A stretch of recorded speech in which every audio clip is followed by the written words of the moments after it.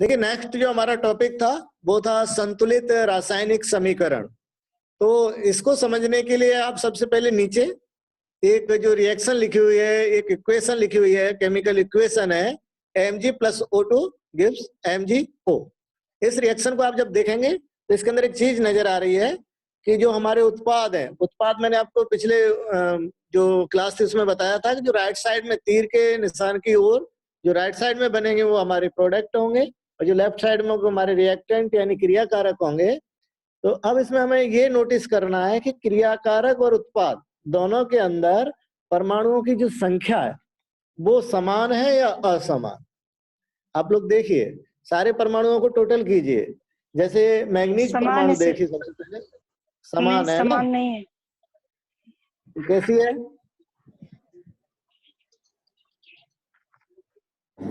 समान नहीं है तो कैसी है बताइए? सर इसमें मतलब ऑक्सीजन 2 है, इसमें ऑक्सीजन बैलेंस नहीं है, उसमें MgO है, इसमें Mg+O2 है। हाँ, तो देखने से ऐसा लग रहा है कि दोनों तरफ जो है वो समान नहीं है, असमान है। परमाणु की जो संख्या है वो असमान है। जब ऐसी हमारे पास केमिकल इक्वेशन होती है तो उसे हम कंकाली समीकरण कहते हैं। ऊपर डेफिनेशन लिखी हुई है, जब किसी रासायनिक समीकरण में क्रियाकारक तथा उत्पाद का द्रव्यमान समान नहीं होता। जब परमाणु समान है तो द्रव्यमान भी समान नहीं होगा। जब परमाणु समान हो जाएंगे दोनों ओर तो उनका द्रव्यमान यानी उनका जो भार है वो भी समान होगा। ठीक है, तो टेक्निकल जो टर्म्स है उसमें ये कह दिया है कि जब क्रियाकारक और उत्पाद का द्रव्यमान समान नहीं है अर्थात परमाणुओं की संख्या क्या है? असमान है। ऐसी समीकरण को हम कंकाली समीकरण या स्केलेटन इक्वेशन कहते हैं। ठीक है ना? स्केलेटन मतलब कंकाल। तो अभी यहाँ पर कोई संतुलन की स्थिति नहीं है, असंतुलन है। असंतुलन का मतलब असमानता है। तो पहले नंबर तो हमारे पास जो केमिकल इक्वेशन है वो ऐसी हो सकती है जो कंकाली समीकरण हो सकती है जिसमें परमाणुओं की संख्या असमान हो सकती है लेफ्ट और राइट यानी क्रियाकारक और उत्पाद के मध्य।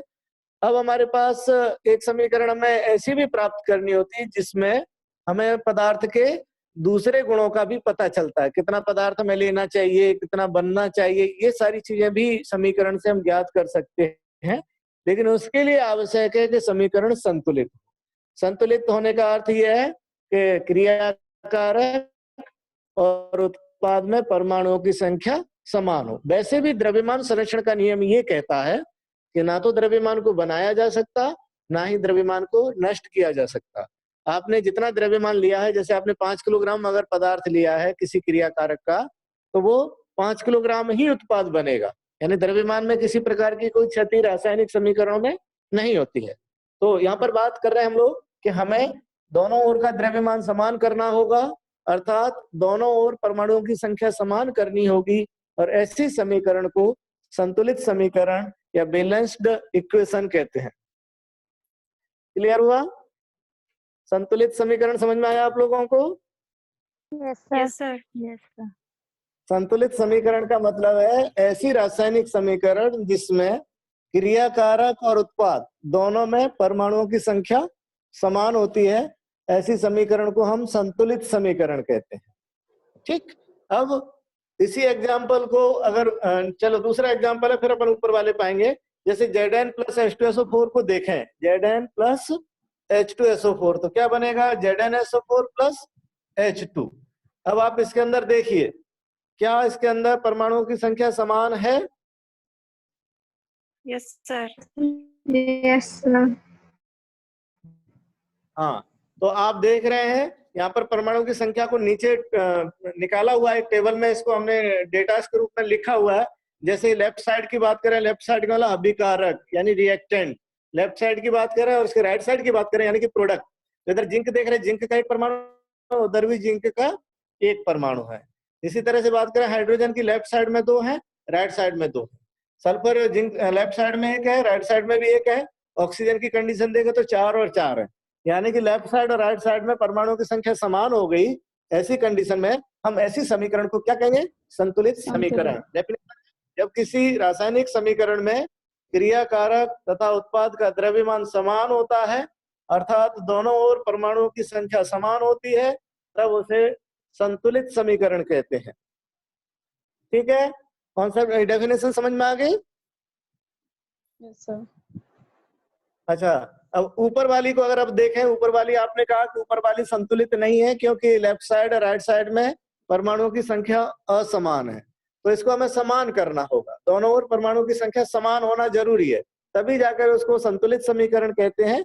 और अगर हमारे पास संतुलित समीकरण तब जाकर हम अभिक्रिया के बारे में कुछ कह पाते हैं। क्या कह पाते हैं कि कितना उत्पाद बनना चाहिए और कितना क्रियाकारक, इसका जो गणना की जाती है वो संतुलित समीकरण से ही की जाती है। ये एप्लीकेशन है संतुलित समीकरण का, कि जैसे मुझे मान लीजिए 2 लीटर अमोनिया बनाना है या 2 किलोग्राम अमोनिया बनाना है, तो इसके लिए मुझे अमोनिया कितना, वो नाइट्रोजन कितना लेना पड़ेगा, हाइड्रोजन कितना लेना पड़ेगा, ये मैं पहले से बता दूं।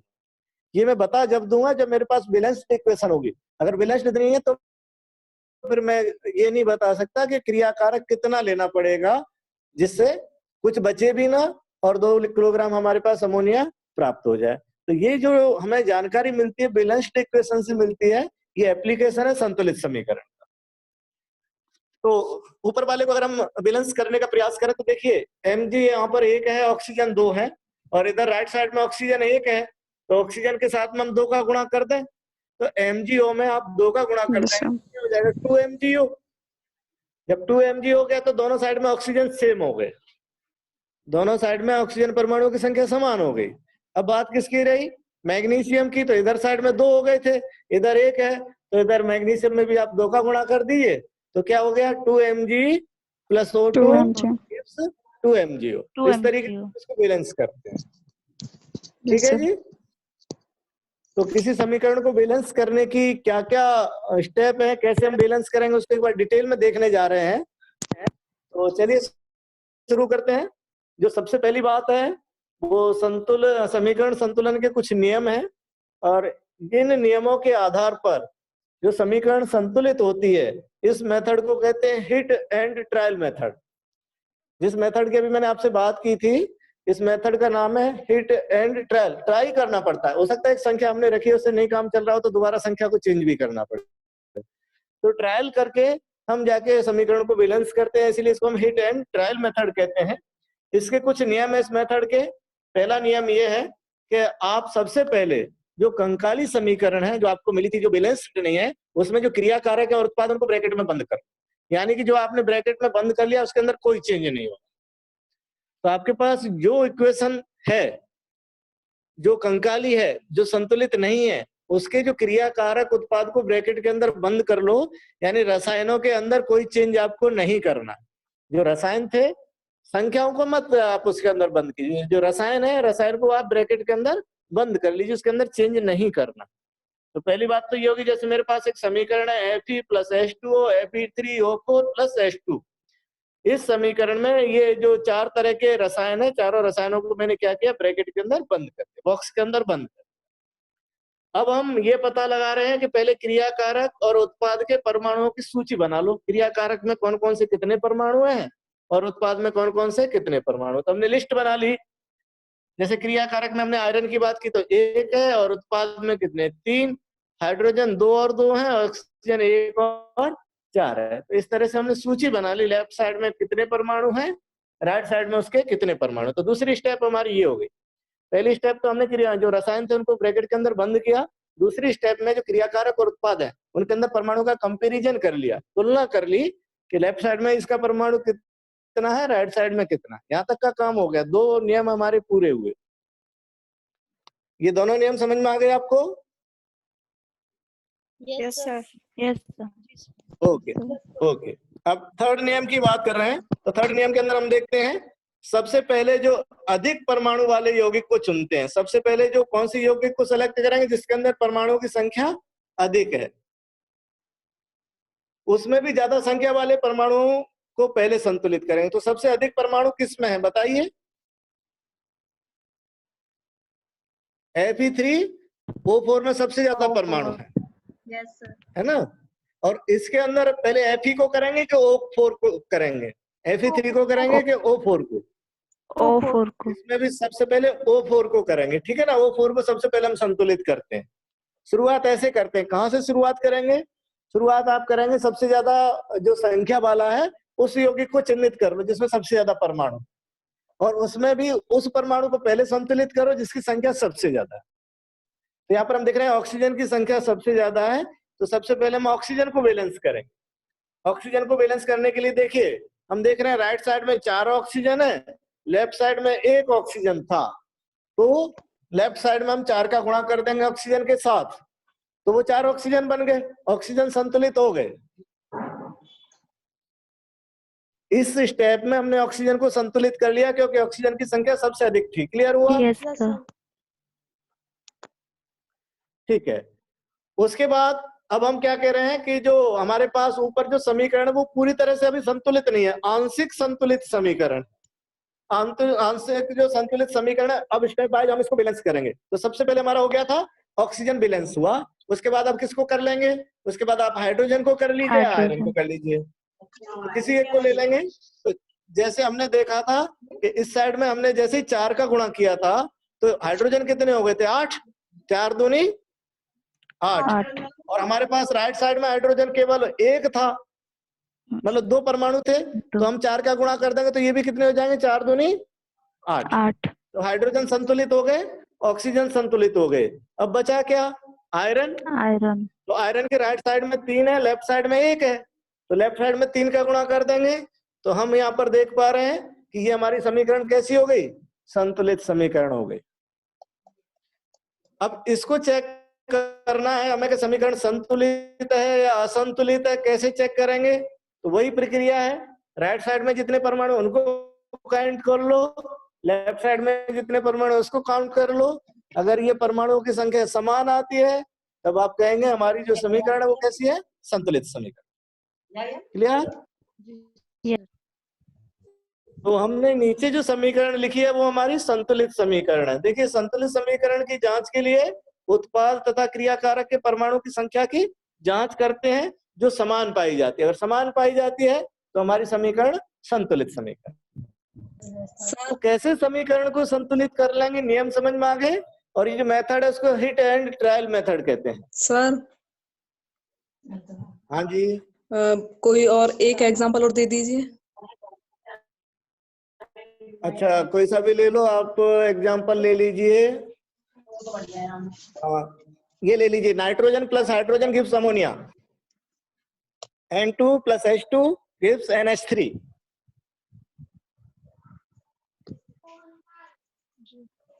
कीजिए संतुलित।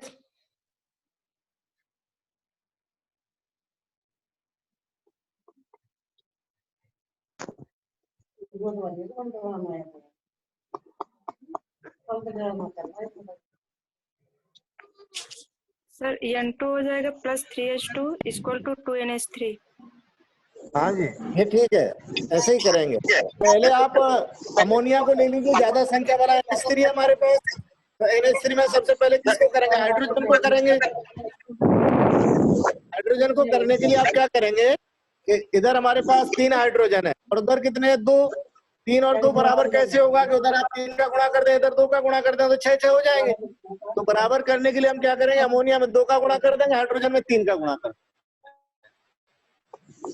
बराबर 2 और 3 को बराबर करने का एक ही तरीका है, 2 3 कभी बराबर नहीं हो सकते जिंदगी में जब तक आप उसमें एक दूसरे का गुणा नहीं कर देते। तो 3 में आप 2 का गुणा कर दिए, 2 में 3 का गुणा कर दीजिए, वो 6 हो जाएंगे, दोनों बराबर हो गए। तो इस तरीके से अमोनिया में हम 2 का गुणा कर देंगे और हाइड्रोजन में 3 का गुणा कर देंगे। अब जैसे ही अमोनिया में 2 का गुणा किया, आपके सामने नाइट्रोजन कितने आ गए, 2 आ गए नाइट्रोजन, इधर नाइट्रोजन तो पहले से है, तो हमारी समीकरण क्या हो गई, बैलेंस्ड हो। क्लियर हुआ आपको? ठीक है, उसके बाद आगे चल रहे हैं। तो संतुलित समीकरण के बाद फिर एक स्टेप और बची है कि जब आपकी समीकरण संतुलित हो जाएगी उसके बाद जो पदार्थ है उनकी अवस्था को भी आपको लिखना है, पदार्थ की अवस्था भी मेंशन की जाती है केमिकल इक्वेशन में। मैंने आपको रासायनिक समीकरण की बात कही थी, एक रासायनिक अभिक्रिया की बात कही थी, जो रासायनिक समीकरण होती है उसके अंदर पदार्थ की अवस्था को भी शो किया जाता है। जैसे अगर आपने पदार्थ ठोस अवस्था में लिया है तो आप क्या लिखेंगे, ब्रैकेट में लिख देंगे S, स्मॉल s लिख देंगे, ऐसे ही पदार्थ अगर मान लीजिए द्रव अवस्था में तो आप लिख देंगे लिक्विड L, और अगर पदार्थ गैस अवस्था में तो उसके आगे ब्रैकेट में लिख देंगे G।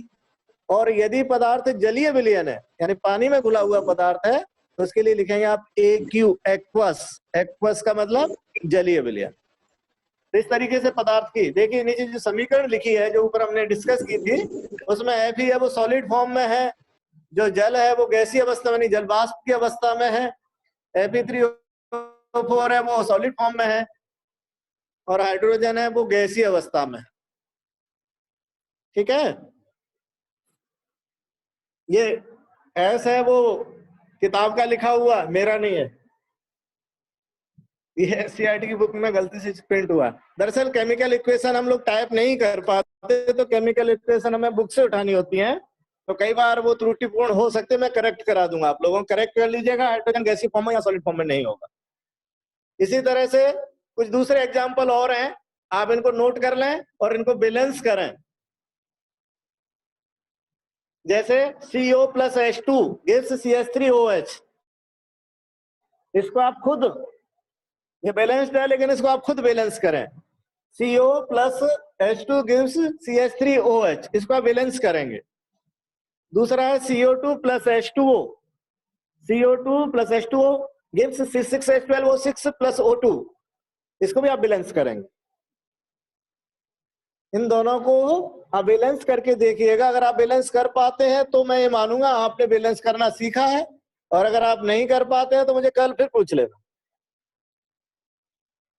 ठीक है, और कोई एग्जाम्पल आपकी किताबों में हो उस पर भी ट्राई कीजिएगा, नेटवेट से भी ढूंढ के ट्राई कीजिएगा। आप इस पर प्रैक्टिस करें, प्रैक्टिस से आएगा। आप सोचे नियम रट लेंगे तो नियम रटने से कुछ नहीं होता, ऐसी चीजें प्रैक्टिस मांगती हैं।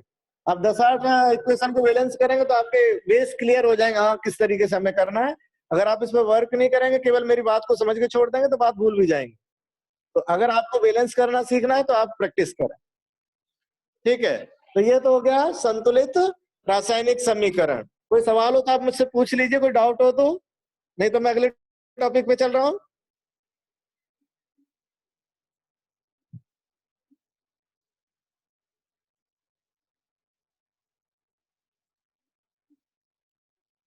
हाँ जी, चले नेक्स्ट। Yes sir. उसके बाद है रासायनिक अभिक्रियाओं के प्रकार। अभी हमने रासायनिक समीकरण और रासायनिक अभिक्रिया दोनों देखी है, तो क्लासिफाइड किया हुआ है, केमिकल रिएक्शन को वर्गों में बांटा हुआ है। तो ये यहाँ पर आपकी जो सिलेबस में वो 4 तरह की रिएक्शन है।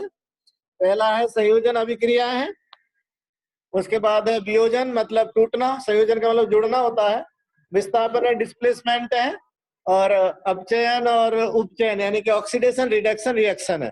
इस तरीके से हमारे पास 4 तरह की ये केमिकल रिएक्शन है, एक एक करके हम डिटेल स्टडी करने वाले हैं। कौन कौन सी है? कॉम्बिनेशन है, उसके बाद वियोजन या डिसोसिएशन रिएक्शन है, उसके बाद डिस्प्लेसमेंट है, और ऑक्सीडेशन रिडक्शन रिएक्शन है। इस तरीके से 4 तरह की रिएक्शन एक एक करके हम पढ़ने जा रहे हैं। सबसे पहला है हमारे पास संयोजन अभिक्रिया।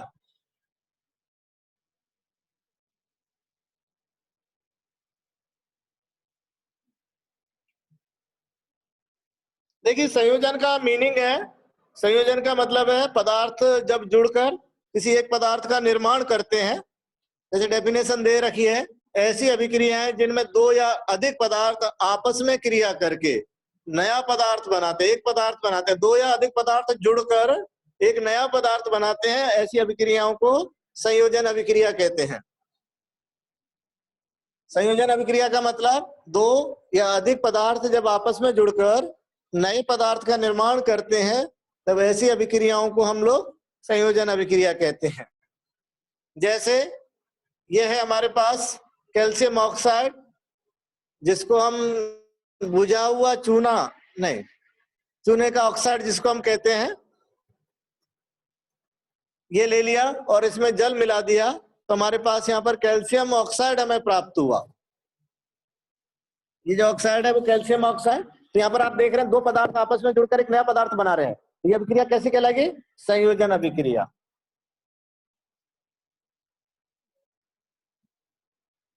ठीक है यहाँ तक? सर ये CaO क्या है? CaO है, ये जब अपन चूने के पत्थर को गर्म करते हैं तो गर्म करने के बाद जो चूना बनता है, ये चूना है। घर में लाते हो ना चूना पुताई करने के लिए, पुताई करने के लिए चूना लाते हैं, वो चूना है, ये कलई है, ये कलई।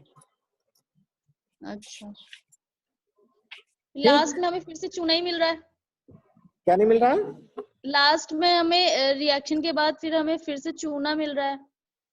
नहीं है चूना बेटा, ये बुझा हुआ चूना है, कैल्शियम चूने का हाइड्रोक्साइड पानी है। चूने का पानी कह सकते हैं इसे। जब आप चूने को गला देते हैं तो चूना नहीं रहता। चूना तो आप जो लाते हो, जो डेली आती है, वो चूना होता है। और उसमें जब आप पानी डाल देते हो तो उसे चूने का पानी या फिर बुझा हुआ चूना कहते हैं।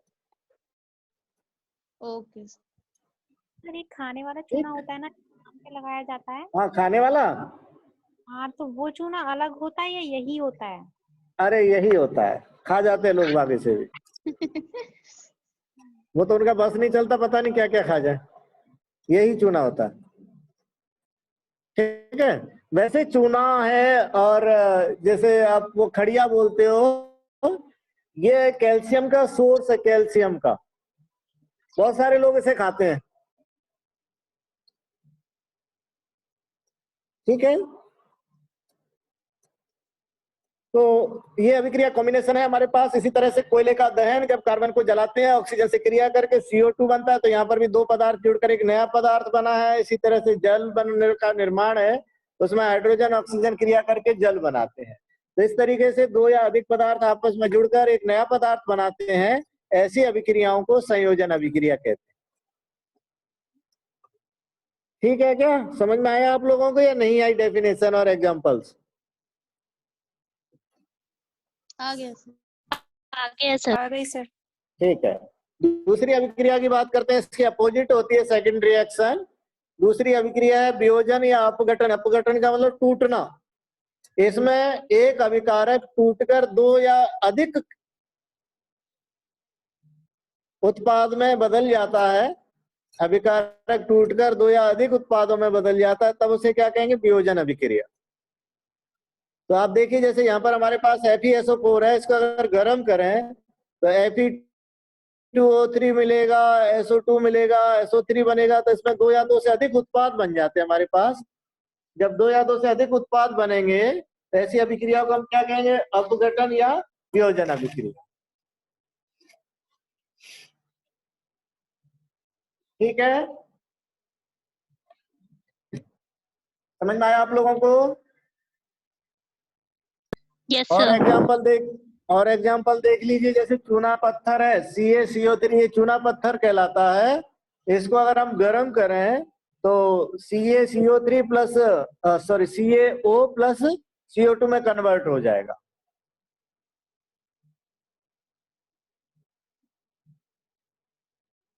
उसके बाद बात करते हैं PbNO3। इसको अगर हम गर्म करें तो PbO plus NO2 plus oxygen के अंदर कन्वर्ट हो जाएगा।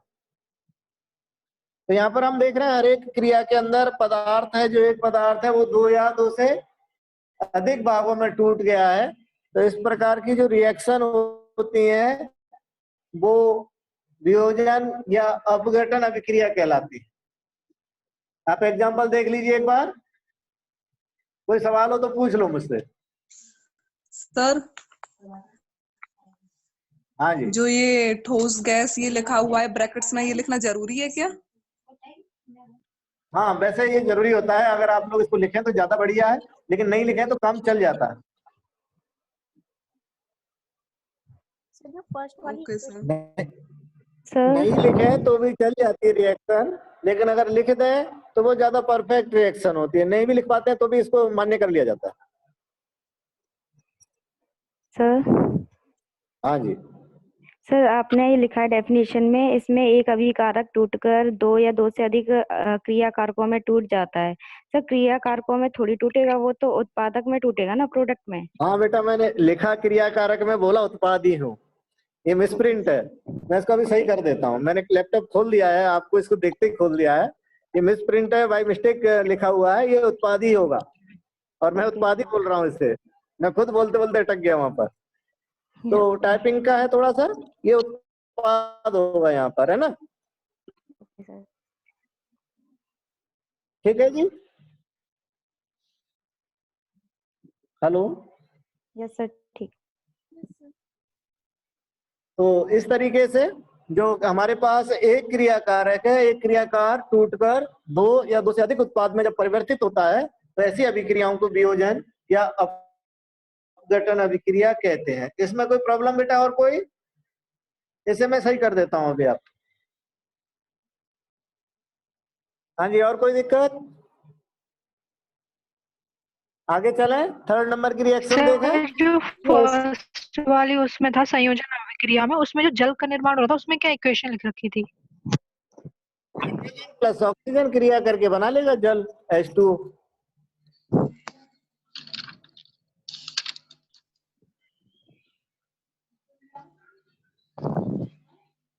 ठीक है।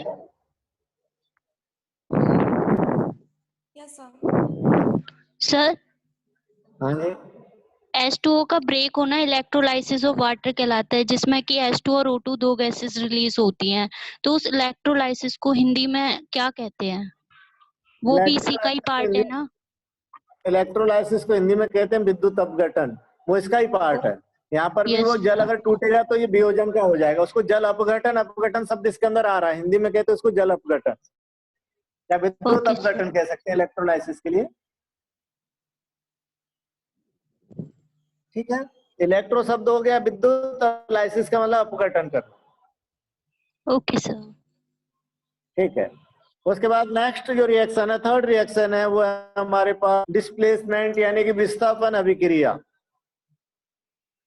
देखिए इसमें जो एक पदार्थ होता है वो दूसरे पदार्थ, ऐसी अभिक्रिया जिनमें एक पदार्थ दूसरे पदार्थ को विस्थापित करके स्वयं उसका स्थान ले लेता है, इन्हें विस्थापन अभिक्रिया कहते हैं। बोर्ड पढ़ते ना, बोर्ड, तो कुर्सी तो वही रहती है लेकिन प्रधानमंत्री जी चेंज हो जाते हैं, या कोई सा भी नेताजी है वो चेंज हो जाते हैं, पद पे कोई भी अधिकारी होते हैं वो चेंज हो जाते हैं। तो वो क्या होता है? डिस्प्लेसमेंट होता है। एक अधिकारी ने दूसरे अधिकारी को या एक नेताजी ने दूसरे नेताजी को क्या कर दिया? वहां से विस्थापित किया है। उसकी जगह तो खाली नहीं है, जगह पे दूसरा यौगिक, दूसरा पदार्थ आ जाता है।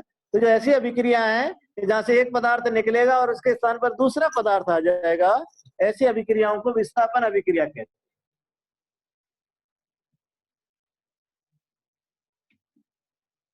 ठीक है जी। सर ऊपर यस सर। एग्जाम्पल से समझेंगे, एग्जाम्पल से समझेंगे।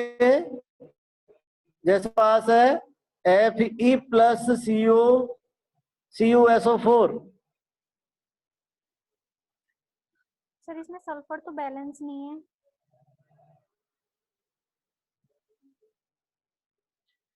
इसमें भी घोटाला है। आप ये सारी SCRT की बुक से ली हुई है, लेकिन बेटा तो इसको करेक्ट कर लेना। यहाँ पर Fe प्लस CuSO4 होगा, Fe प्लस CuSO4। तो इससे बनेगा हमारे पास, देखिए Cu के स्थान पर क्या चला गया?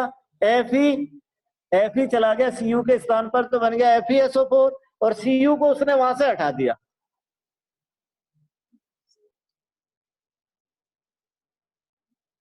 ठीक है, समझ में आ रहा है आपको? Yes sir. सर इसे दोबारा रिपीट कर दो। ठीक है, फिर से देखो भाई, हमने कहा कि हमारे पास Fe था, Fe प्लस CuSO4। तो इसके अंदर Fe प्लस CuSO4 था, तो Fe कहां चला गया? Cu के स्थान पर, और Cu को हमारे पूर्व प्रधानमंत्री थे मनमोहन सिंह जी, तो सरकार क्या थी? CuSO4। अब मोदी जी आ गए तो वो क्या हुए? वो वहां से हट गए, मोदी जी उसने वहां पर बैठ गए। तो इस तरीके से डिस्प्लेसमेंट हुआ, विस्थापन हुआ। ठीक है, नहीं समझ में आया? Cu के स्थान पर क्या आ गया? Fe आ गया, और Cu ने अपना स्थान छोड़ दिया। तो जब एक पदार्थ दूसरे पदार्थ को विस्थापित कर देता है तो ऐसी अभिक्रिया विस्थापन अभिक्रिया कहते हैं।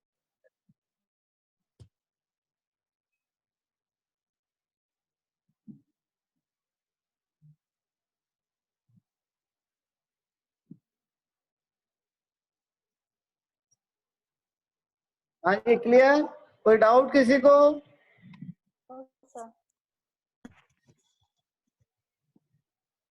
इसी तरह से नीचे वाले सर रिएक्शन हम देखते हैं, Zn प्लस CuSO4। हाँ जी बताएं। सर इसमें ये होता है कि लीस्ट रिएक्टिव एलिमेंट को वो क्या डिस्प्लेस करते हैं, तो सर हमें पता कैसे चलेगा लीस्ट रिएक्टिव एलिमेंट कौन सा है? मतलब कि कोई मतलब कि इस सेम उसके रख दिए हमने Fe से, मतलब कि सेम, जैसे कि वो इसको डिस्प्लेस नहीं कर सकता तो डिस्प्लेस नहीं करेगा ना। हाँ, आपका सवाल सही है। आपको कैसे पता चलेगा भाई कौन किसको विस्थापित करेगा? यस मैं सर। आपके सामने बहुत जल्दी एक नया टॉपिक लाने वाला हूँ कल, विद्युत रासायनिक श्रेणी। विद्युत रासायनिक श्रेणी जो आपका तत्वों का वर्गीकरण उसके अंतर्गत है, वो आपको बताएगी उस श्रेणी कि कौन सा पदार्थ ज्यादा रिएक्टिव है, कौन किसको डिस्प्लेसमेंट करेगा।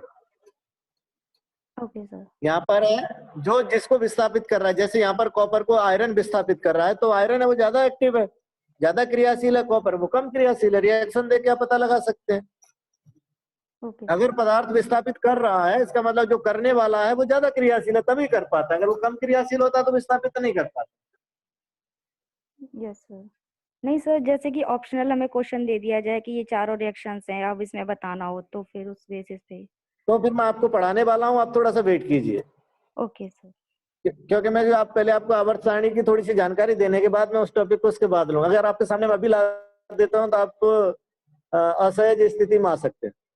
इसलिए मैं एक दो दिन में आपके पास वो इलेक्ट्रोकेमिकल सीरीज लेके आने वाला हूँ, और वो आपको इसका जवाब देगी। आप बिल्कुल कंफर्म कर लीजिएगा कि हाँ हम जवाब देने में सक्षम है या नहीं, कि कौन सा किसे विस्थापित करेगा। ठीक, तो इसको आप अभी रखिए, अपने पास सवाल बना के रखिए। जब मैं इलेक्ट्रोकेमिकल सीरीज आपसे आपके सामने लेकर आऊँ, आप मुझसे उस पर जितने सवाल पूछिएगा मैं हर सवाल का आपके का जवाब दूंगा, लेकिन अभी उसको छेड़ना ठीक नहीं है, ये अपने आप में जटिल है थोड़ी सी। तो अभी तो आप इस रिएक्शन के अंदर, क्योंकि ये प्रकार है, टाइप्स ऑफ रिएक्शन है, तो आप यहाँ पर ये समझेंगे कि डिस्प्लेसमेंट रिएक्शन किसे कहते हैं। तो डिस्प्लेसमेंट रिएक्शन में आप इतना ही ध्यान रखेंगे कि जब एक पदार्थ की जगह दूसरा पदार्थ आ रहा है तो ऐसी रिएक्शन डिस्प्लेसमेंट रिएक्शन है। दरअसल ये टाइप्स ऑफ रिएक्शन का टॉपिक है। क्लियर हुआ आपको? Yes sir. Yes sir. ठीक है, ऐसे ही आपने नीचे एग्जांपल्स देख लीजिए, जैसे Zn प्लस CuSO4, ZnSO4 और Cu वहां से डिस्प्लेस हुआ। इसी तरह से Pb प्लस CuCl2, तो यहाँ से कॉपर डिस्प्ले यहाँ से हटा और उसके स्थान पर क्या आ गया? Pb आ गया। तो इसमें देख लीजिए, इसमें कोई डाउट हो तो पूछ लो बेटा मुझसे।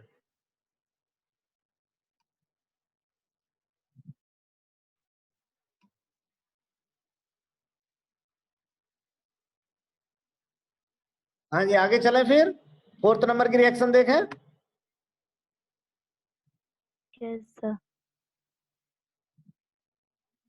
तो देखिए नेक्स्ट रिएक्शन है वो हमारे पास, ये दो रिएक्शन है इसमें, एक उपचयन है और एक अपचयन है। उपचयन का मतलब होता है ऑक्सीडेशन और अपचयन का मतलब होता है रिडक्शन। तो सर दोनों रिएक्शन है। हाँ जी, हेलो सर, आपने दो तो छोड़ दी, इसमें डिस्प्लेसमेंट भी दो टाइप की होती है ना, सिंगल और डबल डिस्प्लेसमेंट रिएक्शन। हाँ सिंगल और डबल का आप ले सकते हैं, लेकिन ये जो आपके पास एग्जाम्पल है वो सिंगल के हैं।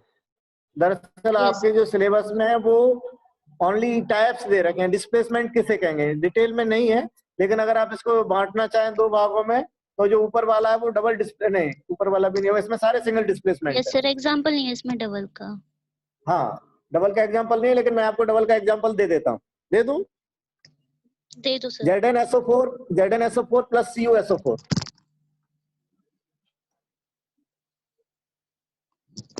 यहाँ पर जो Zn है वो कॉपर पे चला जाएगा, कॉपर है वो इस पर आ जाएगा जिंक वाले पर। लेकिन चूंकि दोनों में SO4 है तो हो सकता है आपको क्लियर ना हो। Yes sir. एक और एग्जांपल है मेरे पास क्लियर करने के लिए, NaCl प्लस AgNO3। NaCl आप नोट कर लीजिए अगर डबल डिस्प्लेसमेंट का आपको चाहिए। NaCl प्लस AgNO3, इसमें से आप क्या बनाएंगे? AgCl plus NaNO3। NaNO3। ये डबल डिस्प्लेसमेंट का, डबल डिस्प्लेसमेंट का मतलब इसका उस पर चला गया, उसका इस पे चला गया, इंटरचेंज हुआ। यहाँ पर मोदी जी वाला और वो वाला एग्जाम्पल नहीं हुआ, यहाँ पर एग्जाम्पल ये हुआ इसकी कुर्सी उसने ले ली, उसकी कुर्सी उसने ले ली। और हिंदी में क्या कहेंगे सर इन्हें? द्विविस्थापन। ओके, ठीक है, यहाँ ठीक है तक कोई सर। प्रॉब्लम किसी को?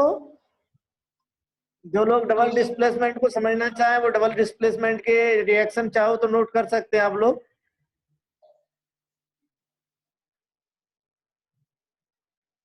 ठीक है, आगे चलें।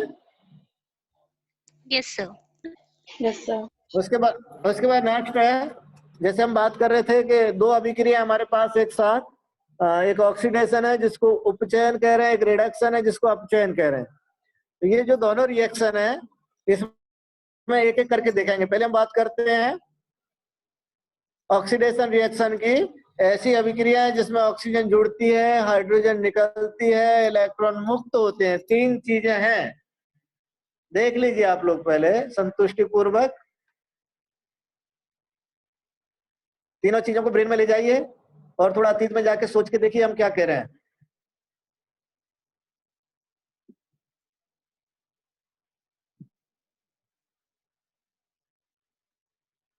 ठीक है क्या?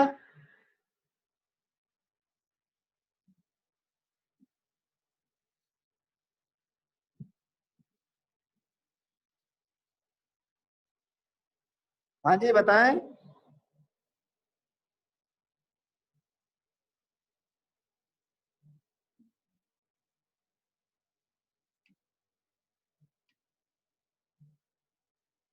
Hello, yes sir.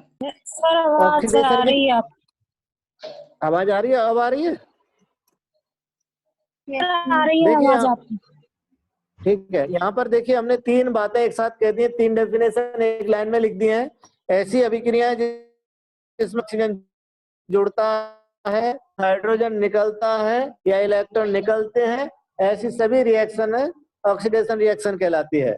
जैसे एग्जांपल की बात करें, कॉपर के साथ में ऑक्सीजन जुड़ रहा है, कॉपर के साथ में ऑक्सीजन जुड़ रहा है, तो ये अभिक्रिया क्या कहलाएगी? उपचयन। सर उपचयन यानी ऑक्सीडेशन हो गया। Yes sir. जो डेफिनेशन से अगर अपन देखें तो ये हमारे पास आ गया उपचयन यानी ऑक्सीडेशन। सर हाँ जी, सर हमें ये कैसे पता लगे कि इलेक्ट्रॉन मुक्त हो रहे हैं या जुड़ रहे हैं?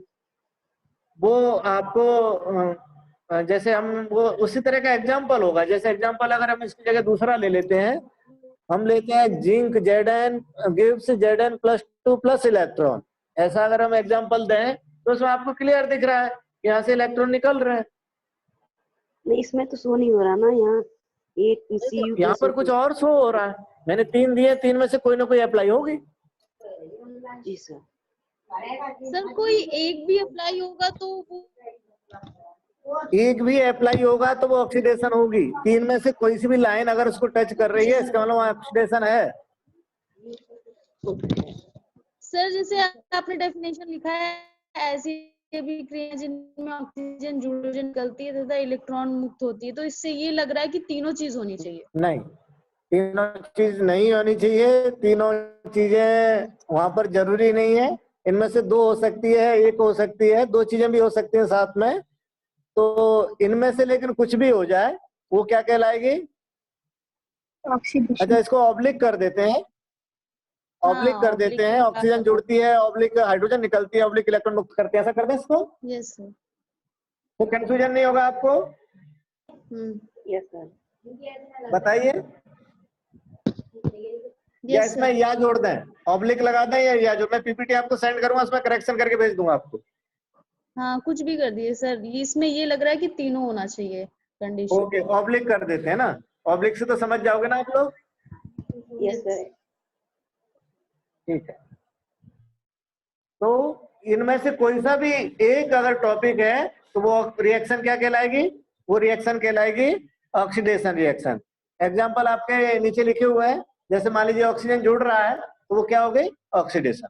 ठीक, ऐसी अभिक्रियाएं जिनमें हाइड्रोजन जुड़ती है, ऑब्लिक ऑक्सीजन निकलती है, ऑब्लिक इलेक्ट्रॉन जुड़ते हैं, ऐसी अभिक्रिया क्या कहलाएंगी?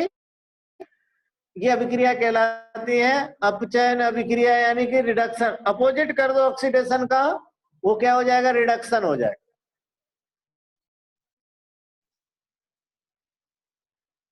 ठीक है सर। क्लियर हुआ आप लोगों को? बताइए, अब तो कोई डाउट तो नहीं है? डाउट हो तो क्लियर कर लो, अब कोई डाउट बनना हो।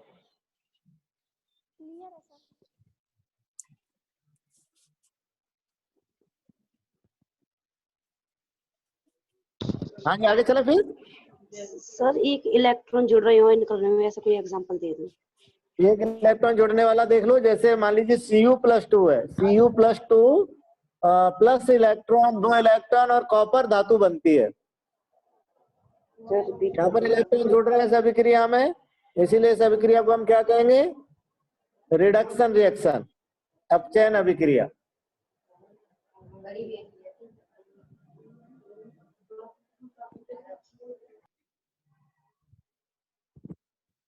ठीक है जी।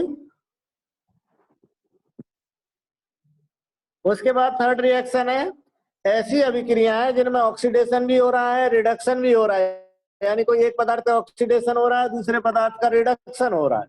कुछ अभिक्रिया ऐसी भी होती हैं जिनमें एक पदार्थ का ऑक्सीडेशन, दूसरे पदार्थ का रिडक्शन, ऐसी अभिक्रियाओं को हम रेडॉक्स अभिक्रिया कहते हैं। दोनों शब्दों को जोड़ दिया, रिडक्शन को भी और ऑक्सीडेशन को भी, नया शब्द बनाया जिसका नाम हमने रखा रेडॉक्स। तो ऐसी अभिक्रिया जिनमें ऑक्सीकरण भी होगा, अपचयन भी होगा, ऐसी अभिक्रियाओं को रिडॉक्स अभिक्रिया कहते हैं। ठीक है यहाँ तक? Yes sir. जैसे एग्जांपल देखें तो एग्जांपल आप देखिए, CuO के साथ में क्या हो रहा है, CuO में से ऑक्सीजन निकल रहा है, CuO है वो किस में कन्वर्ट हो रहा है, Cu में, यानी ऑक्सीजन निकला, तो CuO का क्या हो गया, रिडक्शन। और हाइड्रोजन के साथ में ऑक्सीजन जुड़ रहा है, ऑक्सीजन का जुड़ना क्या कहलाता है, ऑक्सीडेशन। तो हाइड्रोजन का ऑक्सीडेशन हो गया और कॉपर ऑक्साइड का है वो रिडक्शन हो गया।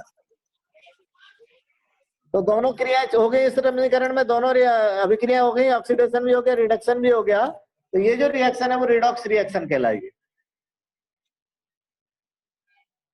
इसी तरह से ZNO की बात करें तो ZNO में कॉपर से जब अभिक्रिया कराएं तो वो जिंक के अंदर वो कन्वर्ट हुआ। ZNO जब जिंक के अंदर कन्वर्ट हुआ तो यहाँ से ऑक्सीजन निकली, ऑक्सीजन निकली तो क्या हुआ, ZNO का हुआ रिडक्शन और कार्बन का क्या हो गया, ऑक्सीडेशन। अब नीचे वाली रिएक्शन को देखिए, MnO2 से क्या हुआ, ऑक्सीजन निकला, ऑक्सीजन निकला तो क्या कहलाएगा, रिडक्शन। यहाँ पर रिडक्शन हुआ। और HCl में ऑक्सीजन जुड़ा, ऑक्सीडेशन। तो HCl का क्या हुआ, ऑक्सीडेशन। क्लियर? Yes sir. तो ये आपके चारों तरह की अभिक्रिया हैं। कोई चारों में कोई अगर प्रॉब्लम हो तो पूछ लो बेटा एक बार, फिर आगे चल रहा है।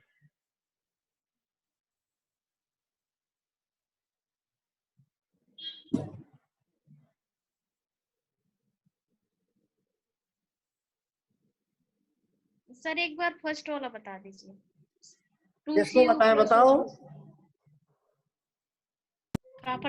एक बार फिर से बताइए, किस पर? आपकी आवाज कट रही है, एक बार फिर से बोला, किसको समझाएं? सर फर्स्ट इक्वेशन की बोल रहे हैं ये, फर्स्ट Cu वाला, Cu वाला है ना, Cu+O2 वाला नहीं, हाँ रिडॉक्स में वाला ही बोल रहे हैं।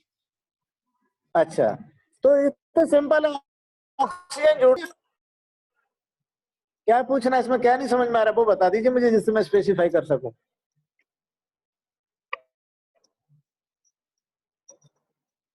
हमने डेफिनेशन लिखी है, जिस पदार्थ में ऑक्सीजन जुड़ रहा है उस पदार्थ का ऑक्सीडेशन होगा।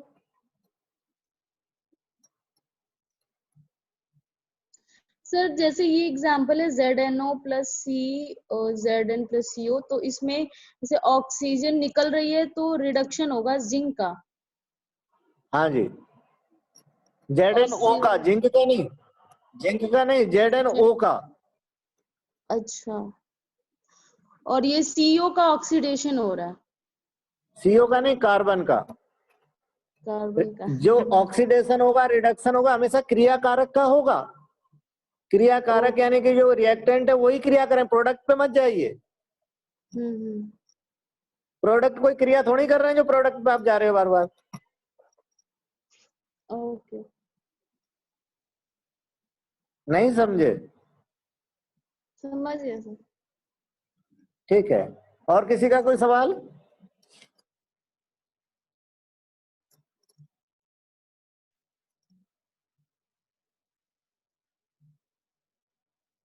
ठीक है, नेक्स्ट टॉपिक पे चलें।